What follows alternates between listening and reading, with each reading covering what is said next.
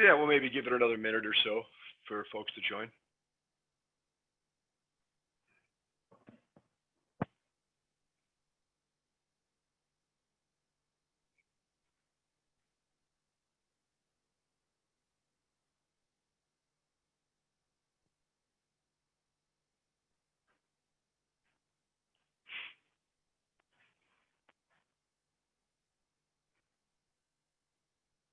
Hey everyone, we're going to wait about another 30 seconds for a few more folks to join, then we'll go ahead and get started.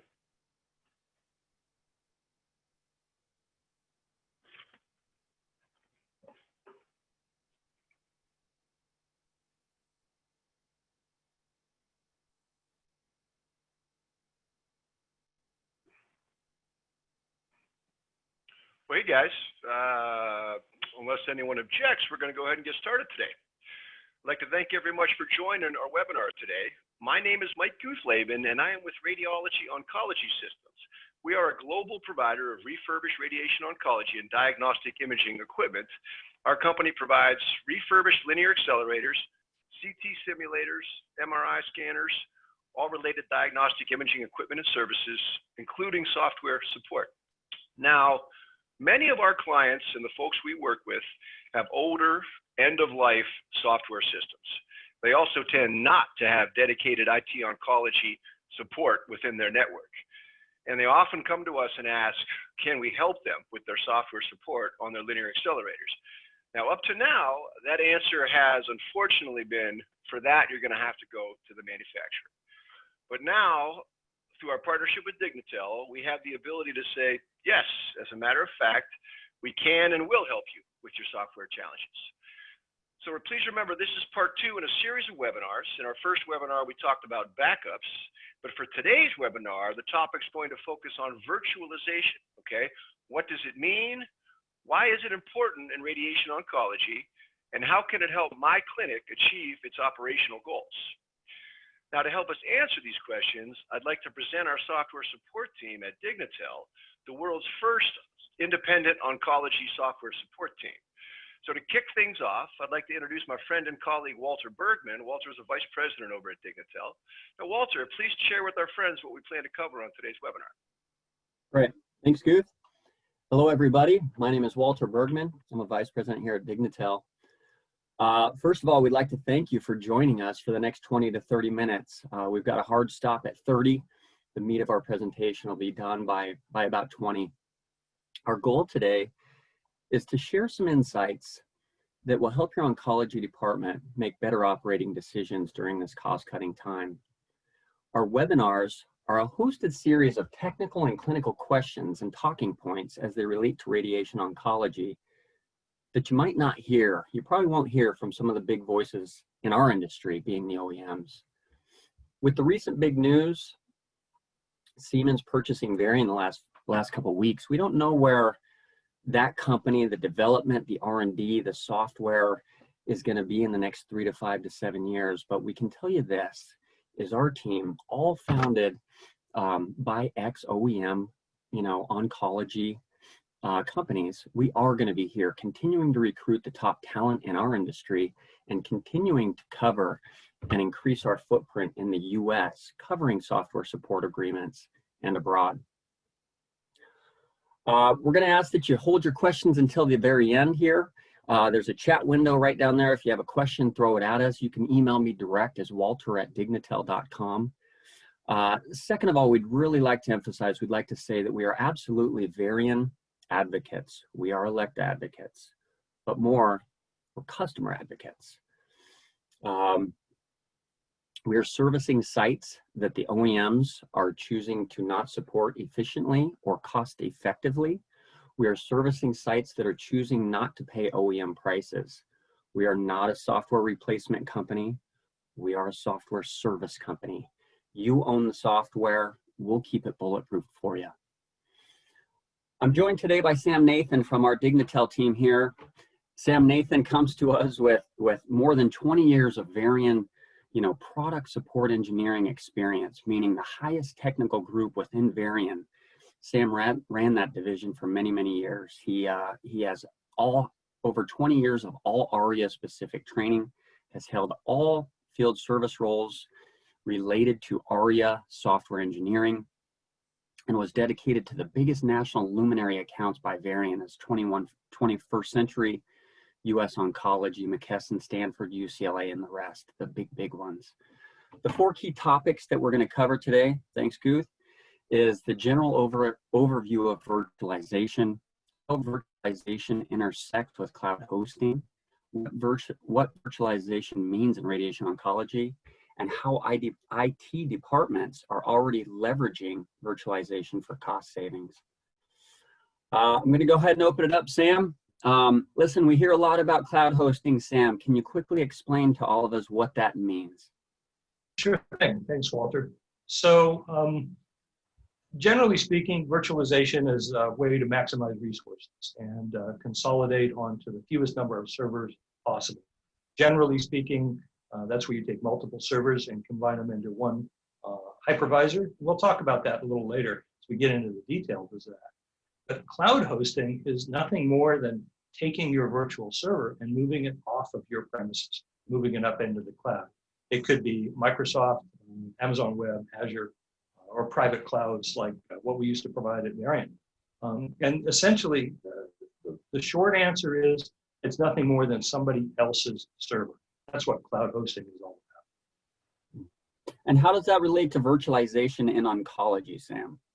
Well, like I said before, virtualization is a method of cost savings for IT departments where you can combine resources and get the most effective performance out of your system. So with virtualization, one small component of virtualization is cloud hosting, again, where you move it off-site. Mm-hmm. And so virtualization is a well-established practice already in use by IT departments, yeah? Yeah, absolutely. Virtualization has been around since the very earliest days of computing. Back then, it was just called time sharing, where each user would have a slice of time on a mainframe. In today's world, it's a little different, where you've got a fixed hypervisor, and the different applications run in separate isolated kernels within that. But essentially, it's the same principle. It's been around a very long time, and there's lots of industry experts out there. Okay. And how do backups work if there's if the servers are virtual, right, and no longer exist? Sure. So backups, as you know, are the single most vulnerable part of the system. And when you've got separate servers, you have to have a backup strategy in place for each server. Sometimes cloud backups or physical tape drives attached to each server. But when you move to a virtual environment, all of those separate servers are now contained virtually within one hypervisor, one physical server. So it really makes your life a lot easier. It makes IT lives a lot easier because now they've only got one physical server to back up, and the individual servers housed within that are just files. Those are real easy to copy and back up. Cool. Can you walk us through that now, Sam? Sure. So let me take a couple minutes and talk about virtualization specifically with regards to radiation oncology. It's something relatively new to radiation oncology.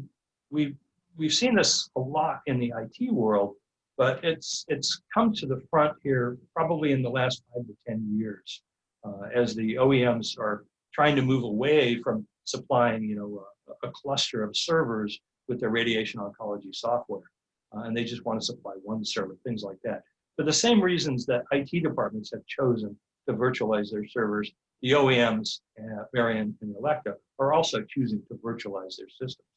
So essentially, virtualization is a method for combining multiple servers or workstations to have all their processes combined into one physical server, usually by a time sharing method or session sharing, where each virtual server gets a percentage of the physical server's resources. So in the ARIA world, this generally translates into a cluster of customer servers being combined onto one physical virtual system. And that one server, the physical server, is referred to as a hypervisor. And there's lots of hypervisor systems out there.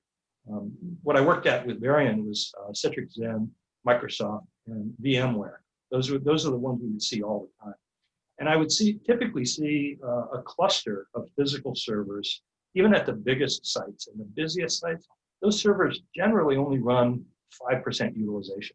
If you look at your usage factor on the servers that you've got right now, you'll see that literally they're idle almost all of the time. And that doesn't make sense in anybody's book to have a whole cluster of servers sitting there idle.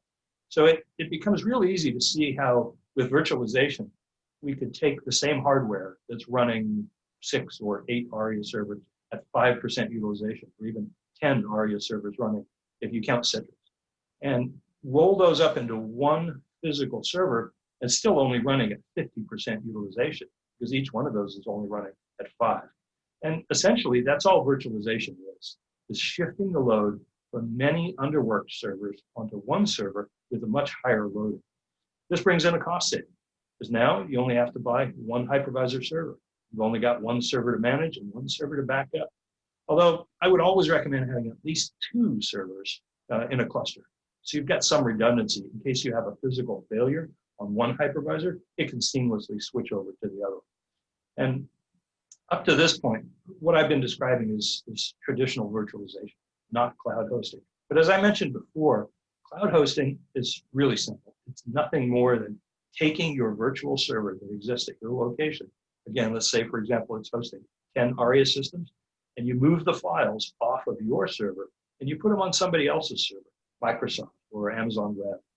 And essentially, that's all cloud hosting is you move it out of your environment and you put it on somebody else's server, make them responsible for managing the server. So in the traditional environment, we get several servers combined into one in the same location or even in the same rack. That's what we call on-premise hosting. And you'll hear that a lot, on-premise virtualization instead of cloud virtualization. And if you do want to go to cloud, again, all you have to do is really move the files off of your on-premise server, move them up to the cloud. It's still the same virtual environment. The only difference is that you're on somebody else's hypervisor at some other location. So once you do go to somebody else's server at that other location up in the cloud, that means you need to have fast and rock-stable network connectivity out to that cloud provider. If they're in the same city as you and you've got a super fast internet link, you're not going to have any problem. But if they're halfway around the world on an old slow server, or maybe you've got a DSL connection, you don't have real fast internet, it's the same as having a really slow server in your closet. You will definitely notice a performance hit if you've got a slow connection. And while your cloud provider will take care of backups generally, that's part of the contract you would negotiate with them, is they'd be able to do backups and restores. You still need to think about the legal records retention obligation. Here in the US, it's 7 years, right? You need to be able to go back 7 years and pull a record. So you have to do some extra planning when you think about moving to the cloud and putting your data on somebody else's server. They don't have a legal requirement to maintain these backups and things for 7 years, but you do. So you need to have a plan in place to address what you're going to do if you ever decide to drop that cloud provider and switch back to physical servers, or switch back maybe to a different cloud provider, or even to on-premise virtualization. You need to have a plan in place where you can bring your data back and always be able to meet your legal record retention requirement. So, Walter, that pretty much wraps up my look at virtualization on the ARIA side. And now I'd like to introduce Eric Andrews from our Dignitel team. He's my counterpart on the Elekta and MOSAIQ side. And Eric is our go-to guy for all things Elekta and Monica. So Eric, can you tell us how the Elekta systems that you're familiar with compare with the Varian and the ARIA systems that I'm familiar with? Absolutely. Thanks, Sam. I appreciate that. As Sam mentioned, my name's Eric Andrews. I've been working with Elekta MOSAIQ in several different technical capacities for over 10 years. And I'm here just to kind of talk about virtualization as it pertains to your Elekta MOSAIQ environment, if that's what you happen to have, as opposed to the Varian ARIA environment that Sam just mentioned. So what I'm going to give you is a 10,000-foot view of the majority of what I see with Elekta MOSAIQ customers and what they're currently doing. So I think as Sam mentioned, it started about 5 years ago, where in the industry we really started to see this big shift of sites moving from their own physical servers to virtual servers that they hosted themselves. The cloud really didn't come along until a little bit afterwards. Excuse me. But we did see, you know, it was kind of a mass migration where everybody wanted to go virtual. Can we do this? How do we do this? What do we get from doing this? And Sam really covered a lot of the major points as far as efficiency, backup. You know, your backups are a lot easier. They're a lot safer. You have more flexibility in a virtual server. So very similar to Variant and ARIA, MOSAIQ is pretty much the same in that regard. Now, there are some differences, obviously. A MOSAIQ environment, your core components, which is what I'm going to focus on because every environment's a little bit different. But your core components are going to be your application server, your data server, your SQL server. Those are pretty much the backbone of any MOSAIQ site. And so taking those and being able to virtualize those has been extremely popular and extremely successful. In every site that I've worked with, virtualization has been a win and a very positive step for them overall. There are a couple of things with an MOSAIQ environment that are a little bit, I'll call them add-ons. In this environment, when you have MOSAIQ, you have probably an interface box, a ESI box, and what that does is it houses all of your interface engines, inbound, outbound, all the HL7 traffic. So the specifications for this box is that it is to run simply by itself on a workstation or server. The specs on it are really low, so a lot of times we do see it on workstations, and it's just set somewhere in the department. You know, find some space, and we're going to put this over here because there's practically no reason for an end user to interact with it. It's just doing its thing. The exact same can be said for the DICOM namer. Again, some people have it on a server. I do see it a lot of times on a workstation because it doesn't require a lot to run. It just takes up space and it serves a vital purpose for MOSAIQ, but there's no end user interaction for that either. So once again, I've seen them stuck in closets, you know, when space is really at a premium. I've seen them taking up room in dosimetry. I've seen them at the console area. So with virtualization, you can actually take these two workstations, or if they are servers, and virtualize those as well. Get them out of the way, free up some of the prime real estate, you know, right there in the area for some things that you are actually going to be using, that you're going to be interfacing with, the users are going to be coming and actually interacting with. These go up in the, well, you can with the cloud, but even with just virtualizing these with local IT, they run the exact same. You don't lose anything in performance. You don't lose anything, you know, really when it comes to durability. It just gets it out of your way. So with Elekta, it's very, very similar to Variant ARIA in that we just have, you know, a few different pieces that we work with to make MOSAIQ run, but they can all be virtualized, and we can actually throw a couple other things in our virtualization box up here, get it out of our way, and then make the whole practice just a little bit more efficient. So that's a high-level overview of the Elekta MOSAIQ virtualization setup. Obviously, if you have some questions, you know, you can submit them here in the Q&A, or if we need to do a deep dive into your environment, you've got something really specific you want to talk about, reach out to Walter, and we can certainly set up a time and, you know, find out exactly what it is that you've got in place and what Dignitel can do to help bulletproof your current system and proactively, you know, keep you working into the future. So speaking of Walter, I'm going to pass it back to him now. Walter? Very good. Thanks, Eric. Thanks, guys. That was great. So all of that said, virtualization and cloud hosting make lives easier for everybody involved with data and servers, which is basically the core of oncology software. Can all oncology software systems be virtualized, guys? Sam?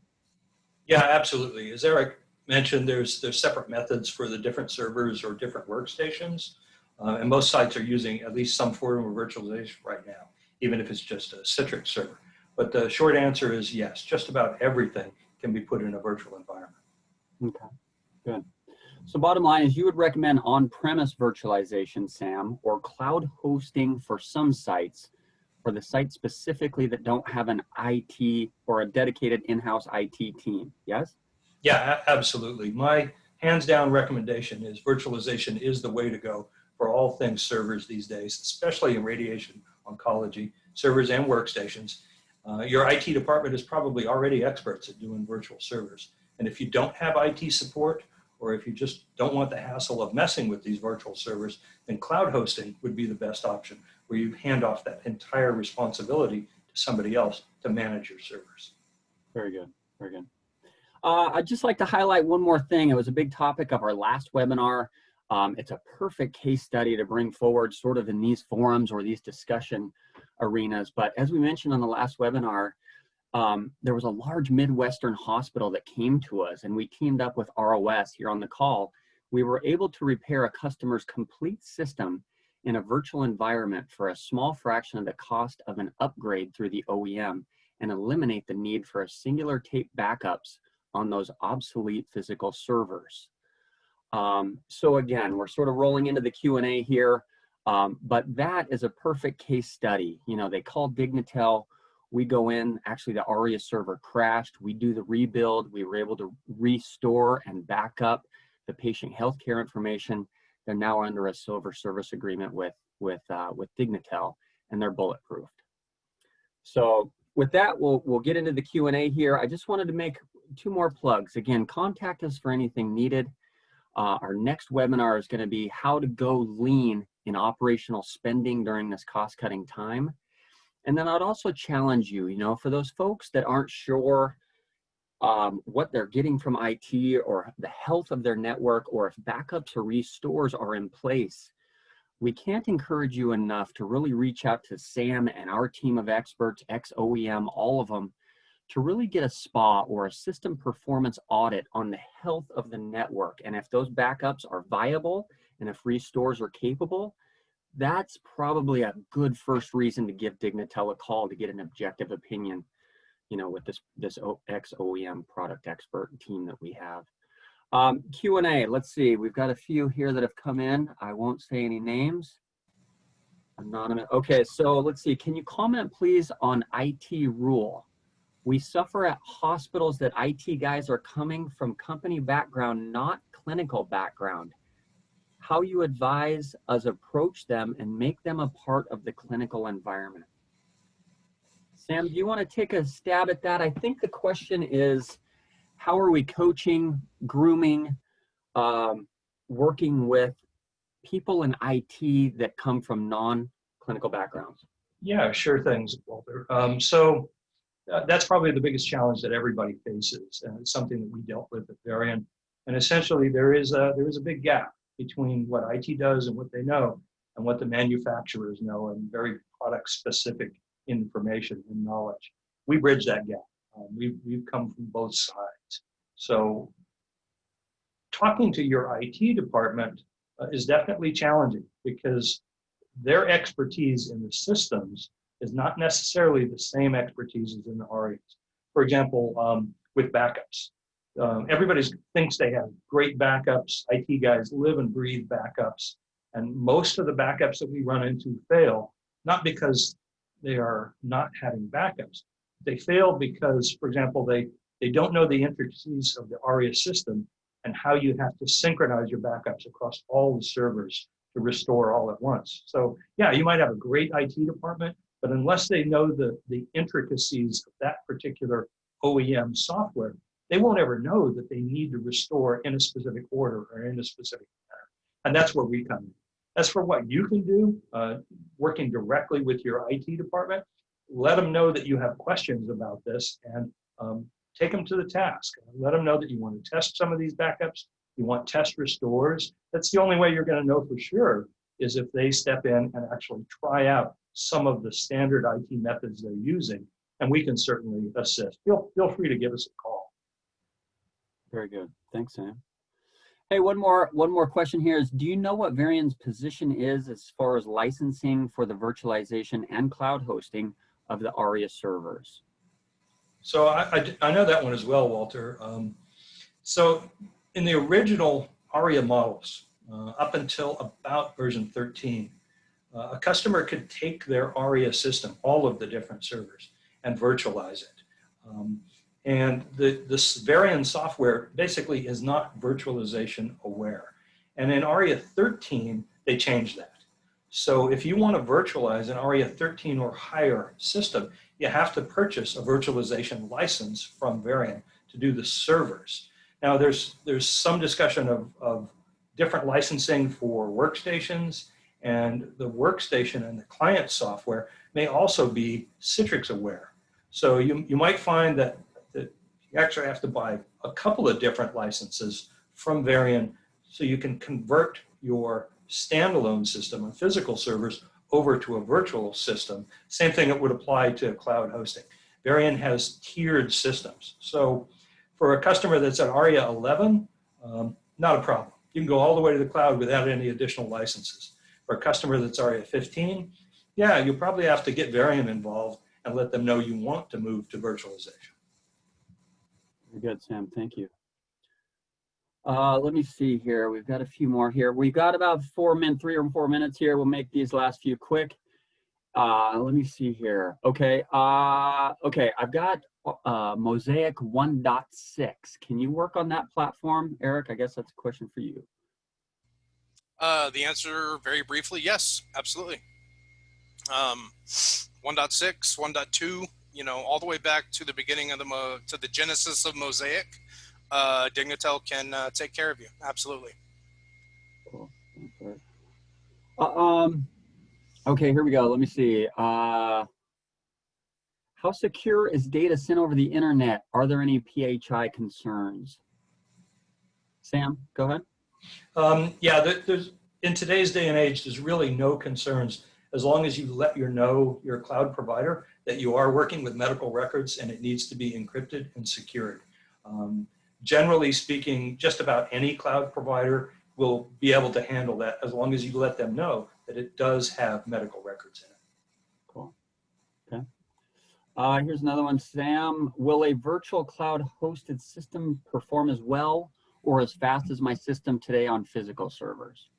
Yeah, so I can take that. And again, as I mentioned before, once you move to virtualization, whether it's cloud or local, you add one more bottleneck into your system. So without virtualization, you're looking at like the speed of your hard drives and the capacity of your servers and how fast can you save those images back from a treatment unit back to the image directory, that kind of thing. Once you move to a virtual environment, you need to make sure that your hypervisor, that's the physical server that your virtuals are running in, it should run at least as fast, if not faster, than what those physical servers were. And when you move to a cloud environment, now you need to make sure you've got a fast network connection so you don't have any bottlenecks there. But generally speaking, the virtual systems, users will know no difference. They will not be able to tell the difference whether it's cloud, virtual, or old school physical servers. Cool. Okay. Here's another question here. It looks like this is sort of about, let's see, if we decide to go virtual with MOSAIQ, are there higher specifications we have to meet in order to maintain performance? Eric? No, generally speaking, no. MOSAIQ, as far as virtualization versus physical servers, you're looking at 1-to-1. So if their system requirements comes in, you know, and the requirement to run your particular version of MOSAIQ is that, you know, your server has 16 gigs of RAM, your workstation has 8 gigs of RAM, then virtualizing, it's going to be the same thing. You're not going to have to double up. You're not going to have to do anything to overcompensate. And then like Sam mentioned earlier, in the virtual environment, you're actually getting much lower utilization. So that 1-to-1 is actually a really good ratio. And sometimes you can actually see performance increasing by using the exact same specs in a virtual environment. Cool. Quick answer. Yeah, no, that's great, Eric. Hey, we've got a couple more questions popping in here. We're right at the 30-minute mark. Whoever, go ahead and jump. I'll take I'll take the first one, Walter. So cloud hosting with regard to intermittent internet connection or bandwidth. Yes, you will definitely see a performance hit. You can test it in your environment by unplugging your Clinac, you know, getting it off the network. that's what's going to happen if you lose your internet connection up to the servers. So it's a huge deal. Okay. And then it looks like there's one last one here is, can Eclipse and Monaco planning system be virtualized as well? We're suffering from performance on these planning systems on physical servers. Will virtualizing them help? Eric, that's you. Monaco, yeah, I can speak to Monaco and say that as it stands now, the Monaco servers come prepackaged from the from Electa, and it's a matter of resources. So virtualizing those servers may or may not be possible. That's something we would actually want to do a conversation with Electa, talk about the performance issues, and find out if there is a way to virtualize that. Because there's also the other piece of the algorithm running to actually, I'm losing my word here, to the plan, to draw up the plans, it has to run local. So you'd be splitting it into two pieces, more or less. So that would be a conversation to be had. General answer, maybe. Perfect. Everybody, that concludes our webinar today. If there's any remaining questions, if we missed anything, again, my name's Walter Bergman. Send that to me direct. We'll certainly get answers for you. Any personal questions that we can have with any of you and your teams, oncology, IT, clinical folks, reach out to me direct. With that, thank you so much. Have a great rest of your week. Thank you very much. Thank you, guys. Have a great day.